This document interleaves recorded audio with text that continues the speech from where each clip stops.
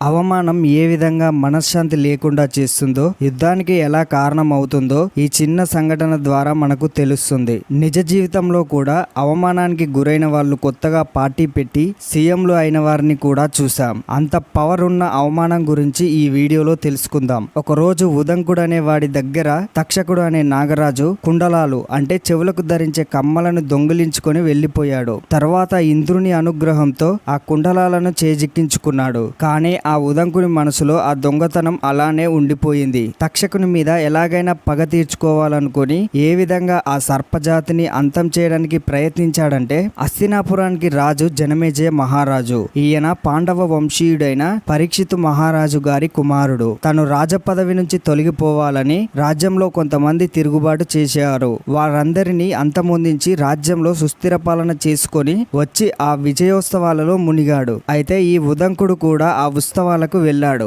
రాజుని ఆశీర్వదించి ఈ విధంగా అన్నాడు: ఓ రాజా, ప్రపంచ ప్రజలందరూ కూడా చేతులెత్తి మొక్కాల్సిన రాజువి నువ్వు, కానీ నువ్వు చేయవలసిన కార్యము ఇంకొకటి ఉంది అని అన్నాడు. రాజు ఆశ్చర్యపోయాడు. నేను మర్చిపోయిన ఆ కార్యం ఏమిటో తెలియపరచవలసిందిగా కోరాడు. అది ఎటువంటిదైనా నేను దాన్ని చేస్తాను, నీవు భయపడకుండా అదేమిటో చెప్పు. జనమేజయుడు అలా అనగానే, ఓ రాజా, నేను ఇప్పుడు చెప్పబోయే దాని వల్ల నాకు కూడా ఒక లాభం ఉంది. అయినప్పటికీ ఇది నువ్వు చేయవలసిన కార్యమే అని భావించుకో. తక్షణమే సర్పయాగం చేయి. ఎందుకంటే నీ తండ్రి అయిన పరీక్షిత్తు మహారాజును తక్షకుడు అనే నాగరాజు కాటు వేసి చంపేశాడు. ఒక చిన్న వాక్యం అడ్డు పెట్టుకొని ఆ సర్పరాజు చేసిన అకృత్యానికి తగిన గుణపాఠం చెప్పాల్సి ఉంది. నీ తండ్రిని చంపిన వాడి మీద పగ తీర్చుకోవడం నీ కర్తవ్యం అని మర్చిపోకు అని చెప్పాడు ఉదంకుడు. ఉదంకుడు చెప్పినది మొత్తం విని, ఇందులో మీకు ఏదో లాభం ఉంది అన్నారు కదా, అది ఏమిటి అని అడిగాడు. ఉదంకుడు తన కథ మొత్తం చెప్పాడు. ఆనాడు తక్షకుడు చేసిన పని వల్ల నాకు మనశ్శాంతి లేకుండా పోయింది.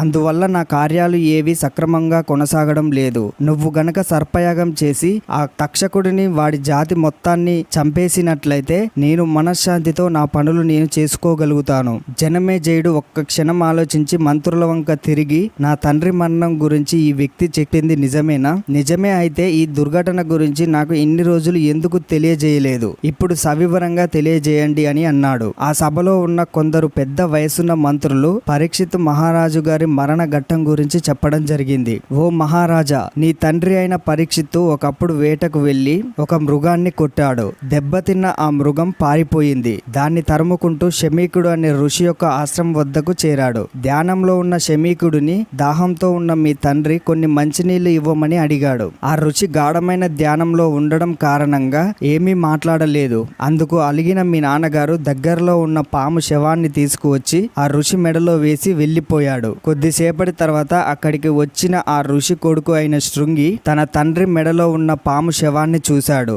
ఆ చిత్రాన్ని చూస్తే ఆ పాముని ఎవరో కావాలనే తన తండ్రి మెడలో వేశారని గుర్తించాడు. కోపంతో, నా తండ్రి మెడలో ఈ చనిపోయిన పాముని వేసిన వారు ఎవ్వరైనా సరే నేటికి 7వ నాడు పాములన్నింటిలో అతి క్రూరమైన సర్పం తక్షకునిచే కాటు వేయబడి చనిపోతాడు అని చెప్పించాడు శృంగి.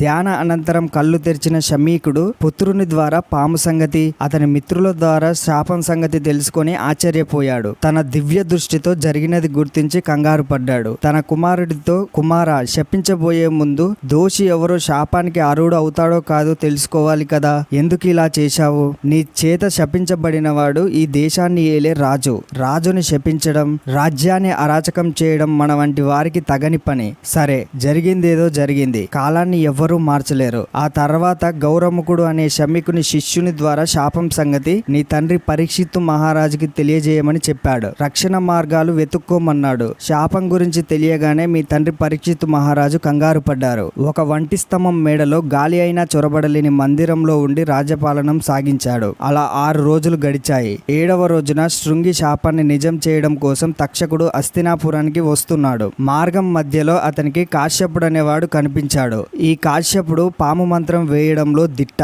తాను చంపబోయే పరీక్షిత్తుని రక్షించేందుకే ఈ కాశ్యపుడు వెళ్తున్నాడని గ్రహించి తక్షకుడు అతనికి అడ్డుపడ్డాడు. తాను కరిచిన వాడిని బ్రతికించడం ఎవరి తరం కాదన్నాడు తక్షకుడు. తన మంత్రానికి తిరుగులేదన్నాడు కాశ్యపుడు. వారిద్దరి మధ్య పంతం పెరిగి పక్కనే ఉన్న ఒక చెట్టుకు కాటు వేశాడు తక్షకుడు. వెంటనే ఆ చెట్టు కాలిపోయింది. ఆ చెట్టును బ్రతికించమన్నాడు. వెంటనే కాశ్యపుడు మంత్రోచ్చరణ చేసి ఆ చెట్టుకి ప్రాణం పోశాడు. ఆ చెట్టు ముందులాగా పచ్చగా వెలుగుతుంది. ఆశ్చర్యపోయిన ఆ ఆ తక్షకుడు ఆ కాశ్యపుడు ధనం కోసమే వస్తున్నాడని తెలుసుకొని అతను కోరిన దానికంటే ఎక్కువ ధనాన్ని ఇచ్చి మీ తండ్రి గారి దగ్గరకు రాకుండా తిరిగి పంపించాడు. తర్వాత హస్తినాపురం చేరుకొని కొన్ని నాగుల్ని మానవ రూపంలోకి మీ తండ్రి వద్దకు పంపాడు. కొన్ని పళ్ళు ఇచ్చి రాజుగారికి ఇవ్వండి అని తన అనుచరులను పంపించాడు. ఆ నాగులు చెప్పినట్లే రాజుకు పండ్లనివ్వడానికి వెళ్ళిపోయాయి. ఆ పండ్లలో చిన్న రూపం ధరించి దానిలో కూర్చున్నాడు తక్షకుడు. మీ నాన్నగారు ఆ పండ్లను తినే సమయంలో నిజ రూపంలోకి మారి కాటు వేసి చంపేశాడు. మంత్రులంతా ఈ విషయం జనమేజయ మహారాజుకి చెప్పగానే తిరిగి ఉదంకుడు ఈ విధంగా అన్నాడు. ఓ జనమేజయ మహారాజా, తండ్రికి జరిగిన అవమానానికి శృంగి చెప్పించాడే అనుకో. ఆ ప్రకారం నీ తండ్రికి కాటు వేయడం తక్షకుడి కర్తవ్యమే అనుకో. కానీ రాజును బ్రతికించడానికి వచ్చే మంత్రవేత్తని ప్రలోభ పెట్టి వెనక్కు పంపడం ఎంత అధర్మమో ఆలోచించు. అంటే శాప నిర్మూలన కన్నా పరీక్షిత్తును చంపడమే ప్రధానమన్నట్లుగా కనిపిస్తుంది ఈ సంఘటన. అది అలా ఉంచు. ఆ విషజీవి రాజమందిరంలోకి మాయా రూపంలో ప్రవేశించాల్సిన అవసరం ఏమిటో కూడా ఆలోచించు. నీ తండ్రిని చంపిన వాడి మీద పగ తీర్చుకో. ఆ తక్షకుడు జాతి మొత్తాన్ని తగలబెట్టేందుకు సర్పయాగం ఒక్కటే మార్గం అన్నాడు ఉదంకుడు. నువ్వు చెప్పినట్టుగా చూసినా కాశ్యపుడిని తక్షకుడు ప్రలోభ పెట్టడం సహించరాని నేరమే. కానీ మంత్రులు కానీ మీరు కానీ అప్పుడు ఆ ప్రాంతంలో లేరు కదా, మరి మీకు ఆ విషయం ఎలా తెలిసింది? తక్షకుడు చేసిన నేరానికి సాక్ష్యం ఏదైనా ఉందా?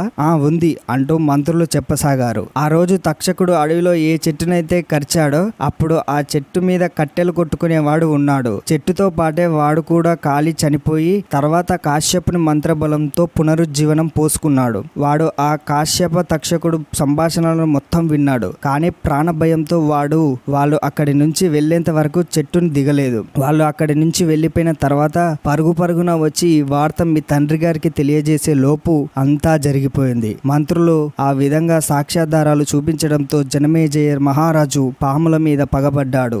సర్పయాగానికి తగిన కార్యక్రమాలు చేయవలసిందిగా ఆజ్ఞలు జారీ చేశాడు. ఇది ఈ video. Thank you very much. Next వీడియోలో మళ్ళీ కలుసుకుందాం.